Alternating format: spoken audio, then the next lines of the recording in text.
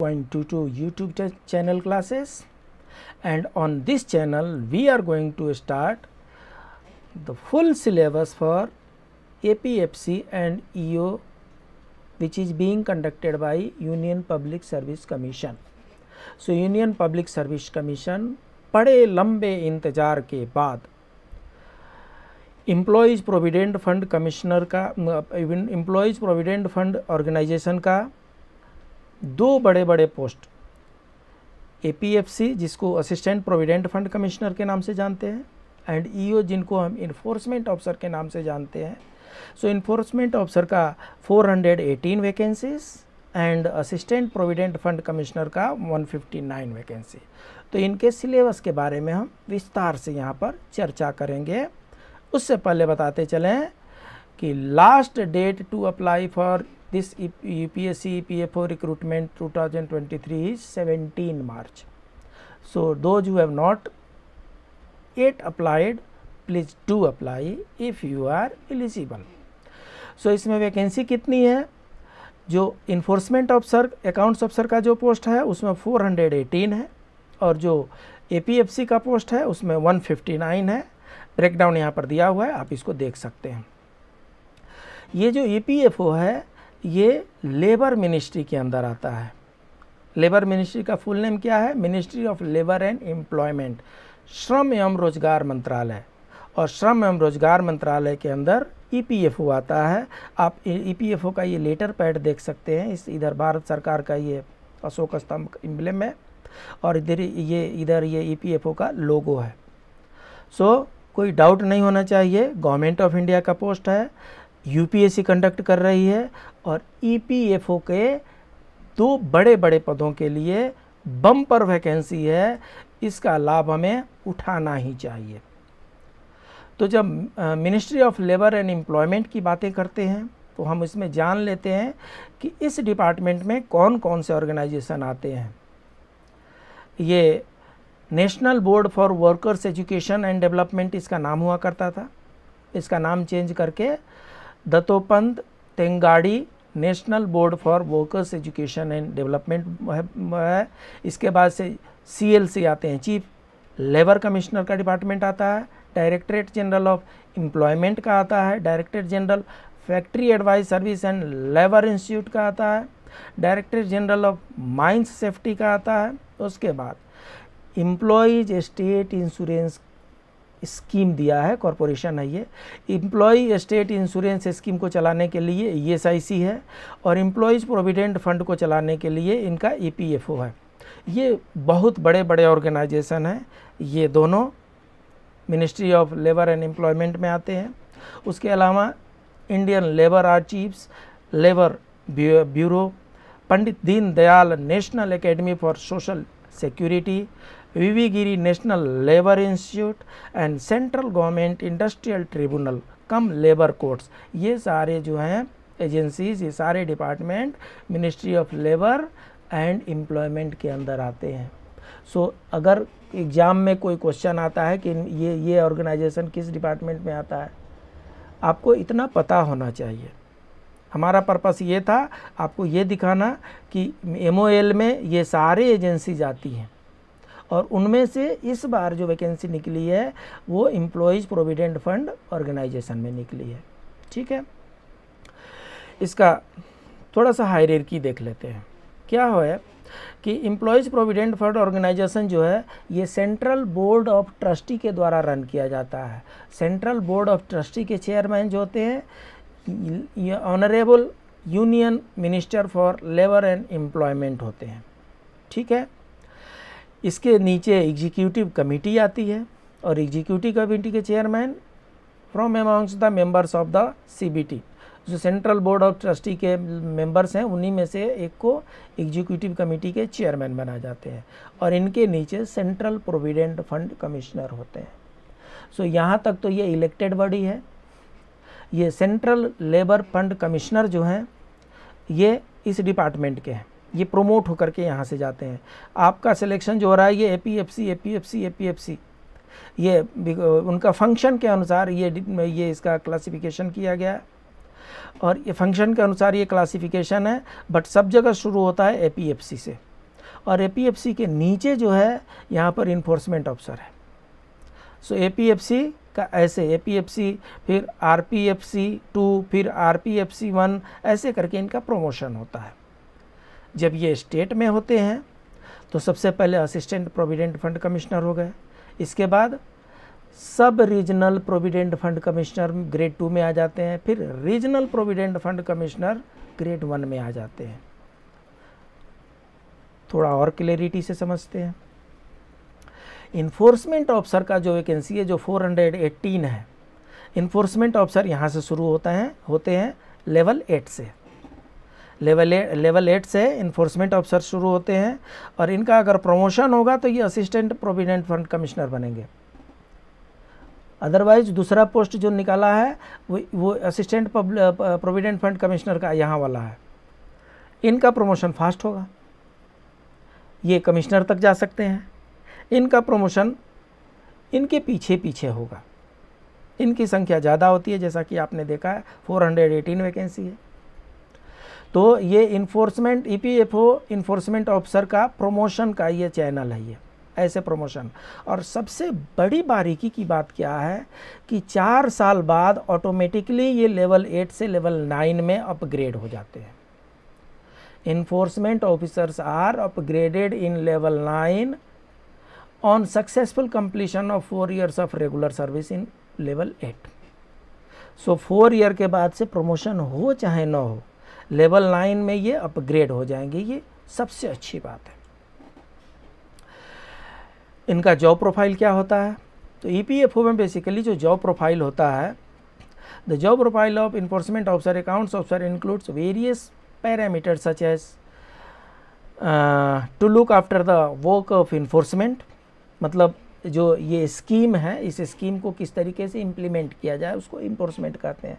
Recovery, ये scheme जो चलती है ये कंट्रीब्यूटरी है, एम्प्लॉयर कंट्रीब्यूट करते हैं, अगर वो ठीक से नहीं कंट्रीब्यूट कर रहे हैं तो उसके लिए इन्फोर्समेंट है, अगर वो ठीक से नहीं पे इन्फोर्स कर रहे हैं तो उसके लिए रिकवरी है। उसके बाद से administration, cash, legal, accounts, pension, computer, including various statutory and administrative functions to be performed on a daily basis. इस तरीके के कार्य हो सकते हैं ये ईपीएफओ में इन्फोर्समेंट ऑफिसर से रिलेटेड जॉब प्रोफाइल में। तो इसमें अगर बारीकी से समझना है, to make sure employer compliance, आपको मोटा मोटी हम बता देते हैं, जितने भी प्राइवेट सेक्टर में एम्प्लॉयज़ वर्क करते हैं, उनके एम्प्लॉयज़ जितने वर्क करते हैं उनका कुछ ईएसआईसी कंट्रीब्यूशन होता है, कुछ ईपीएफओ का कंट्रीब्यूशन होता है। वो कंट्रीब्यूशन ठीक से हो रहा है कि नहीं हो रहा है उसको इन्फोर्स करना, उसको रेगुलेट करना ही ईपीएफओ का कार्य है।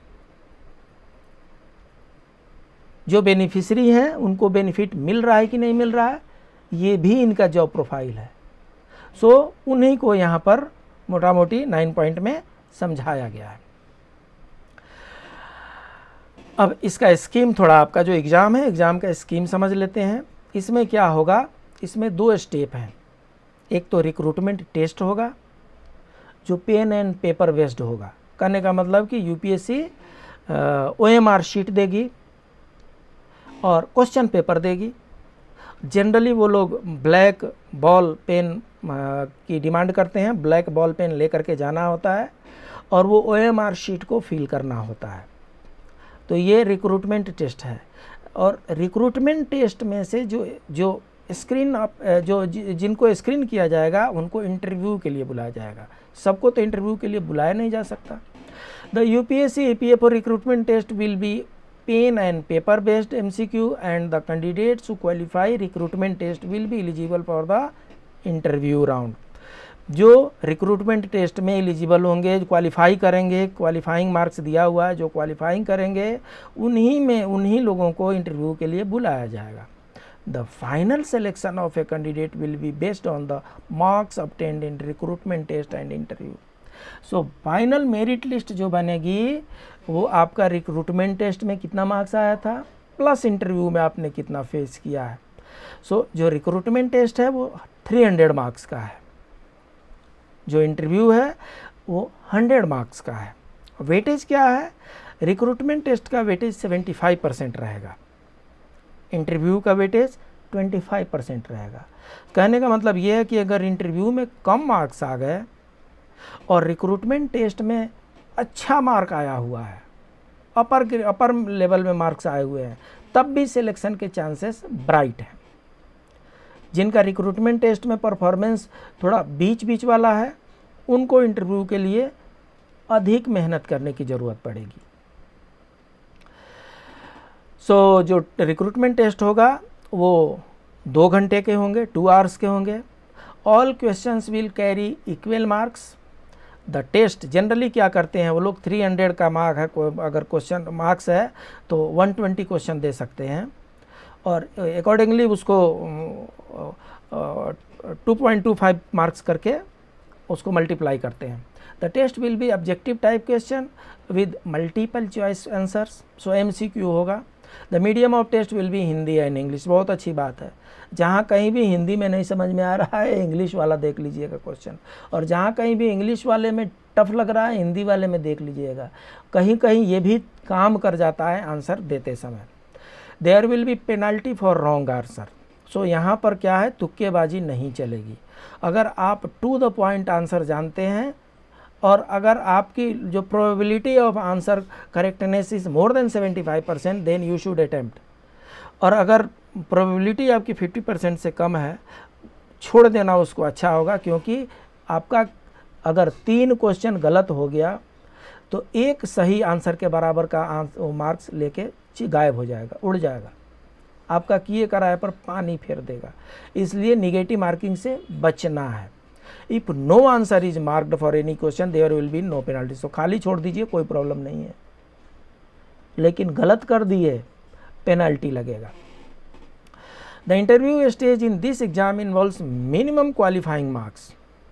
सो जब इंटरव्यू होगा 100 मार्क्स का, उसमें इतना मिनिमम क्वालिफाइंग मार्क्स होना चाहिए। अगर इसके नीचे आता है तो चाहे आपका रिटेन में कितना भी आया हो, रिटेन में 90% भी मार्क्स आए हों, और अगर इंटरव्यू में इसको 50, 45, 40 इस मार्क्स से नीचे आ गया तो you will be disqualified for merit purpose. So इसका भी ध्यान रखना है।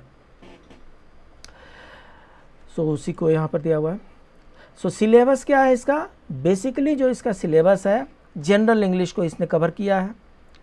जनरल इंग्लिश के बाद से Indian culture, heritage, freedom movement, current events, population मतलब सेंसस भी देखना है, development and globalisation, governance and constitution of India, present trends in Indian economy, accounting and auditing, industrial relation, labour laws, insurance, banking knowledge, basic knowledge of the computer application, general science, elementary mathematics, statistics, general mental ability and social security in India.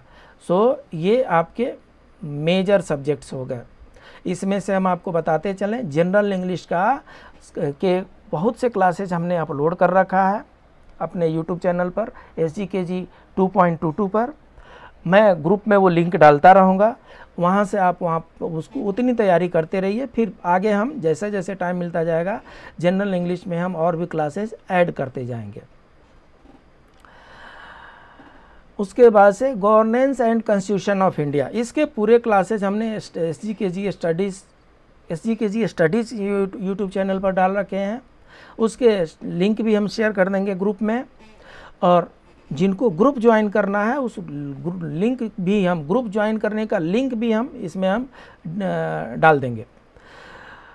Present trend of Indian economy, Indian economy की classes की जाएंगी, उसका हम आपको classes record करके upload करेंगे। Accounting का already uploaded है SGKG 2.22 पर। इंडस्ट्रियल रिलेशन का हम अपलोड करेंगे, लेबर लॉज का हम अपलोड करेंगे, इंश्योरेंस का अपलोड करेंगे, basic knowledge of computer application, इसके 9-10 क्लासेज हम अपलोड कर चुके हैं, उसको आप देख लें, और बाकी ज़रूरत पड़ी तो और भी अपलोड किए जाएंगे। जनरल साइंस का टाइम मिलेगा तो अपलोड किए जाएंगे। Elementary mathematics, statistics and general mental ability, ये आप लोगों को अपने से करना है, क्योंकि आप एज इट इज़ कंपटीशंस के प्रिपरेशन में लगे हुए हैं। सो ये आपका, ये आपने यहाँ पर प्रिपेयर कर रखा है, इसकी प्रैक्टिस करते रहिए। सोशल सिक्योरिटी इन इंडिया, इसके पूरे क्लासेज हम अपलोड करेंगे। थोड़ा सा विस्तार से समझ लेते हैं। सो जनरल इंग्लिश में probably phrase replacement, comprehension, sentence completion, para completion, cloze test, error spotting, fill in the blanks, para jumbles, phrases, idioms, spelling, synonym, antonym, ये जनरली ये आते हैं। सो इनके बहुत से क्लासेज हम अपलोड कर दिए हैं और बाकी क्लासेज हम अपलोड करेंगे। इंडियन फ्रीडम स्ट्रगल, बहुत से इसमें से आपके जानकारी वाले चैप्टर्स होंगे, ब्रिटिश एक्सटेंशन होगा।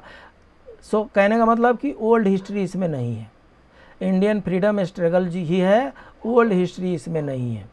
सो इसमें Carnatic wars, invasion of Bengal, Mysore and British expansion, Anglo Maratha, ये जितना ये इंडियन फ्रीडम स्ट्रगल से रिलेटेड है उस पर ज़्यादा फोकस करना है। Gandhian thought and techniques of mass mobilisation, देखिए ऐसा है, गांधी जी के नाम से कोई ना कोई क्वेश्चन जरूर फ्रेम करते हैं यूपीएससी वाले। सो गांधी जी से रिलेटेड चाहे सिविल डिसोबीडियंस हो, खिलाफत मूवमेंट हो, नॉन कोऑपरेशन मूवमेंट हो, क्विट इंडिया मूवमेंट हो, बाकी और भी नेशनल मूवमेंट हो, उन पर ज़्यादा फोकस करना है। सुभाष चंद्र बोस जी पर भी ध्यान देना है और इंडियन नेशनल आर्मी से रिलेटेड क्वेश्चन भी पूछे जा सकते हैं। करेंट इवेंट का हिसाब ऐसा है साहब, current event basically refer to as the daily current affairs that are important from an exam point of view.